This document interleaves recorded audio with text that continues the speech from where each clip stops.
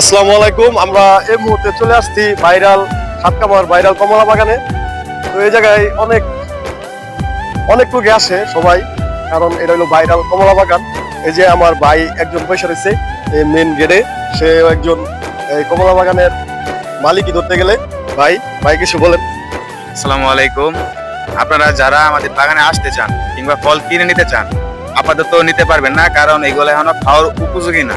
এগুলো এখন অনেক টক, এগুলো এই মাসের 20 তারিখে বিক্রি শুরু হইব। আর দ্বিতীয়ত এই জাতটা কিন্তু মনে করেন হালকা টক মিষ্টি, তাই আমাদের কাউরাইতের আশিক ব্যাপারী ভাই, আল্লাহর রহমতে আমি ওই জায়গায় একটা ভিডিও বানাইতেছি, কি হবে জানি না, আশা করি ভিডিওটা ভালো হবে। তো ভিতরে যাই।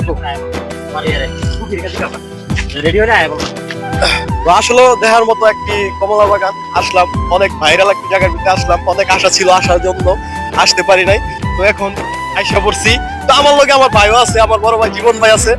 তো ইনশাল্লাহ ভিতরে যাই নাই, তারপরও দেখতেছি মানুষের চিল্লাচিল্লি, অনেক কাউ মানুষ আসছে দেখার জন্য।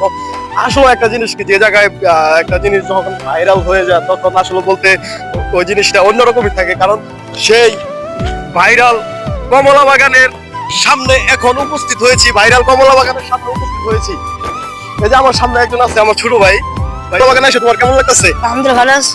আমরা হলাম কি কমলা বাগান তোমার মালিক? ও, এই কমলা বাগান ঘোরার জন্য কেমন লাগে? অনেক ভালো লাগে। আপনি না ইনশাল্লাহ তারা হইলো কমলা বাগানের মালিক, তারা কমলা বাগানের মালিক। তো আমরা তাদের সাথে দেখা হয়ে গেল ইনশাল্লাহ। তো আমরা এই মুহূর্তে কমলা বাগানের সামনে, এই যে পুস্টার, পুস্টারটা একটু ধরেন, এই যে গেট, আমরা ফাইনালি এই যে কমলার সামনে আইসা দাঁড়ায় পড়ছি। দেখেন গাইস, এই যে কমলা। তো এই যে দেখেন হাজার হাজার মানুষ, অনেক মানুষ আসছে এই কমলা বাগানে।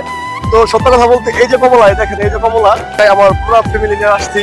তো এই জায়গায় পুরো ফ্যামিলি নিয়ে নাই, কারণ সে দেখতেছে কমলা খালি দেখতে আছে, কিন্তু কমলা ছিঁড়ে যে খাইবো এটা তার উপলক্ষ করতে পারতেছে না। তো জীবনে পুরো সাইডটা একটু ঘুরে